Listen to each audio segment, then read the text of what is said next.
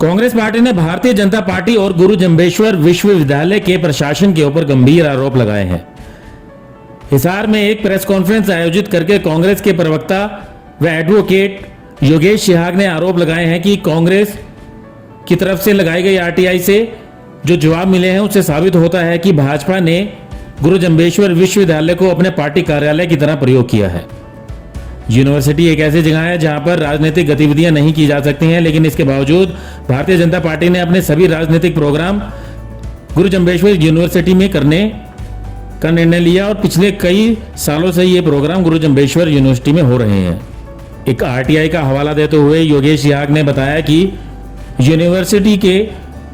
Seminar hall के लिए साफ साफ लिखा गया है कि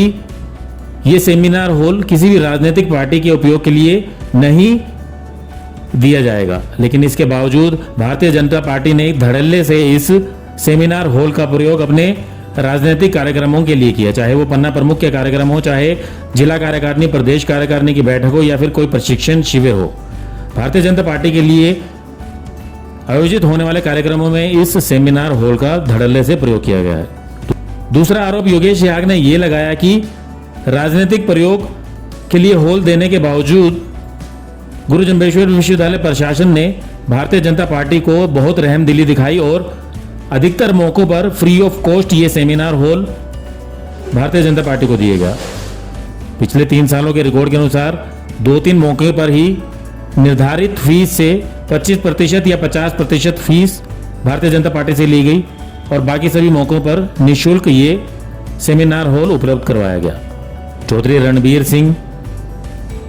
ऑडिटोरियम के अंदर होने वाले सभी भारतीय जनता पार्टी के प्रोग्राम के लिए सेमिनार हॉल को फ्री उपलब्ध करवाया गया और कुछ ही मौके पर फीस ली गई। और साथ ही उन्होंने ये भी बताया कि इन कार्यक्रमों के लिए हरियाणा विधानसभा के डिप्टी स्पीकर रणबीर सिंह गंगवा ने भी सिफारिश की, जिसके बाद यूनिवर्सिटी प्रशासन ने कंसेशनल फीस पर यह seminar hall Bharatiya Janata party को अवेलेबल करवाया।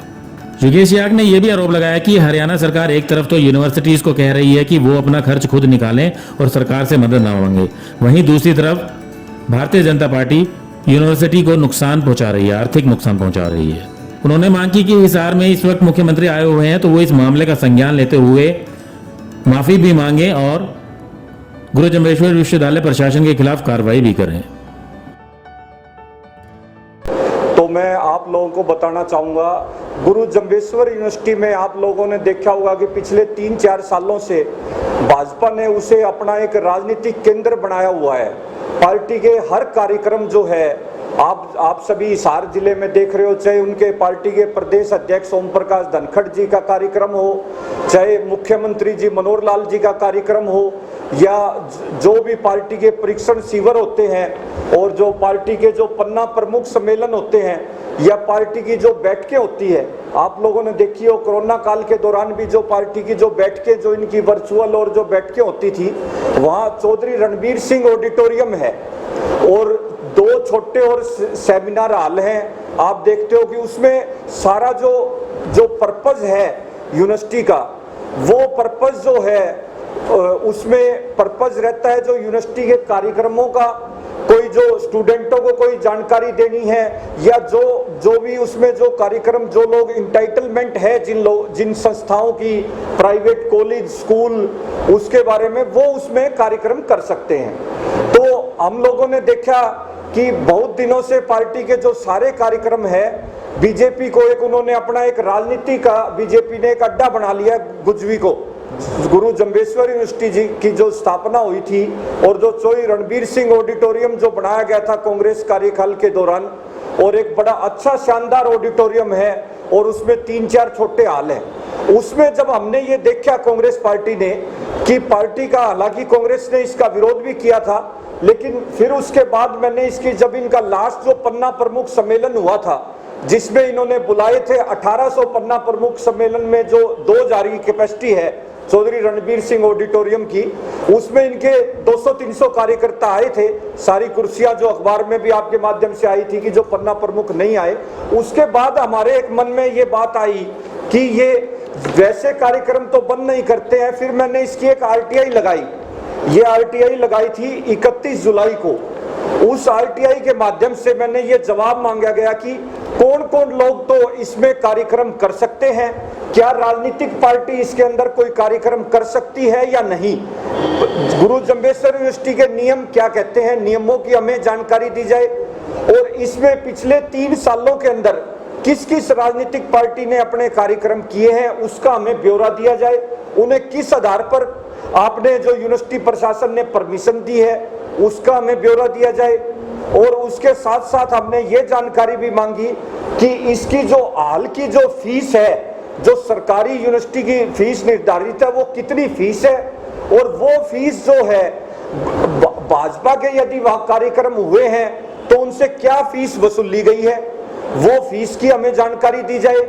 या मुफ्त में हाल दिया गया है। तो उन तथ्यों से ये निकल कर आया कि ये देखिए जो फीस का जो शेड्यूल है और जो नियम कहते हैं, ये फीस की जानकारी दी गई यूनिवर्सिटी प्रशासन द्वारा आरटीआई के माध्यम से। हालांकि उन्होंने 2-3 बार इसको टालना चाहा, फिर मैंने बार बार रिमाइंडर उन्हें भेजा। तो ये फीस की ऑडिटोरियम की जो फीस है प्राइवेट पर्सन के लिए 1,35,000 निर्धारित की गई है, जिसमें 24,300 रुपए जीएसटी है और विद जीएसटी 1,59,300 रुपए सरकारी फीस बनती है। परंतु उसमें अगर कोई NGO, government, semi government organisation, private school, aided college अगर कोई कार्यक्रम करते हैं तो उनको 50% फीस में छूट दी गई है। अगर वो कोई कार्यक्रम, उस तरह का अगर कोई कार्यक्रम यूनिवर्सिटी कैंपस में करते हैं तो उसमें 50% की छूट दी गई है। अब उन्होंने उससे भी आगे जाते हुए इन्होंने, बीजेपी वाले लोगों ने क्या किया, जो उसकी नियम कहते हैं, जो टर्म एंड कंडीशन है हाल को यूज करने की, वो मैंने ली। तो ये 20 नंबर पॉइंट है उसका, उसमें क्लियर कट निर्धारित किया गया है, the use of auditorium, main hall, seminar hall, crush hall will not be allowed for any political activity by the political parties. किसी भी पॉलिटिकल पार्टी को इसकी इजाजत नहीं है। लेकिन जैसा कि 3 सालों से देखने में आ रहा है, उन्होंने अपना, बीजेपी ने इसका अपना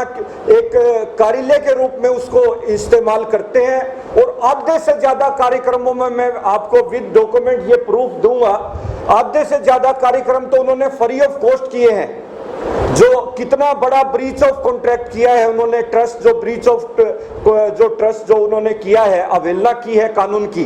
धज्जियां उड़ाई गई है, जिसमें स्वयं मुख्यमंत्री भी इन कार्यक्रमों में आए हैं और जो पार्टी के अन्य मंत्री और जो नेता, उन्होंने जो कार्यक्रम अटेंड किए हैं। और उन कार्यक्रमों में उन्होंने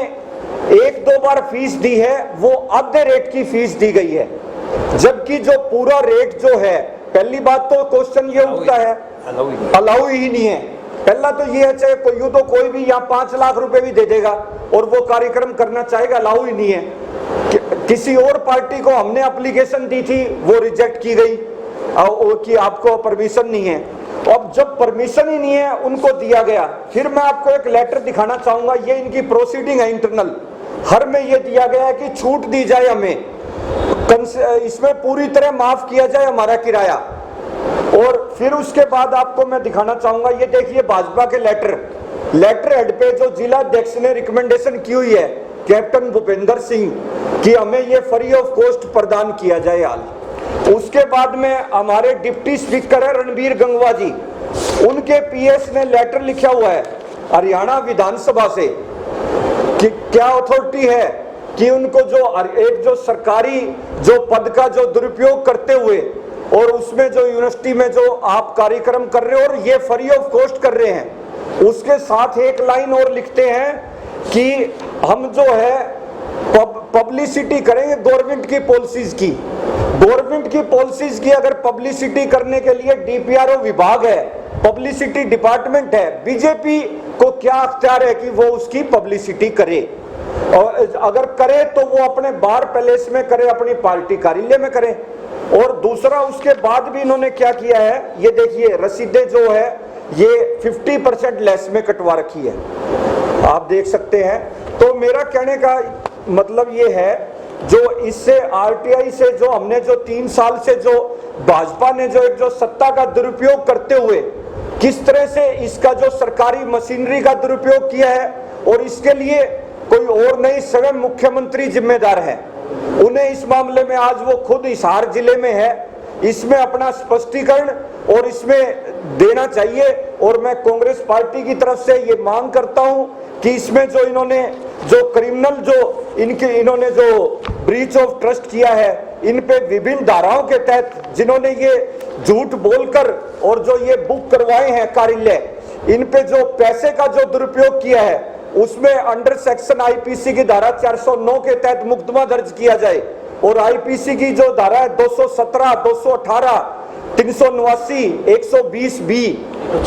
166 ए, इसके तहत ये बनता है कि जो सरकारी मशीनरी, सरकारी पद का दुरुपयोग और जो सरकारी इन्होंने जो एक जो ब्रीच ऑफ ट्रस्ट, जो पैसे का, जो सरकारी पैसे का दुरुपयोग हुआ है, ये जनता का पैसा है, पब्लिक मनी का दुरुपयोग हुआ है। और ये यूनिवर्सिटी का दुरुपयोग जो उन्होंने जो सारे जो डॉक्यूमेंट्स के आधार पर मैं ये बात ये क्लियर कहना चाहता हूं कि किस तरह से ये डॉक्यूमेंट्री प्रूफ है, इन्होंने सत्ता का दुरुपयोग और जो बीजेपी जो यहाँ जो हिसार में जो इन्होंने अपना जीजे यूनिवर्सिटी को अपना एक अड्डा बना रखा है राजनीति का।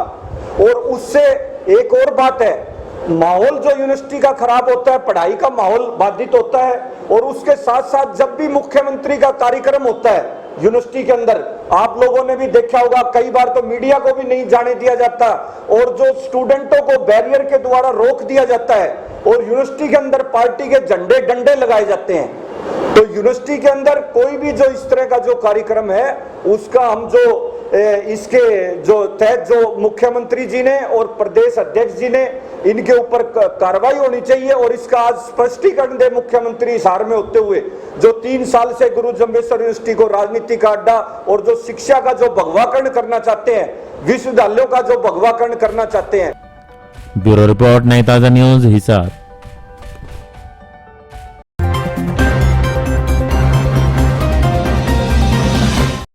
लेटेस्ट वीडियोस के लिए सब्सक्राइब करें हमारा चैनल नई ताजा न्यूज और दबाएं बेल आइकॉन ताकि आप मिस ना करें कोई भी अपडेट।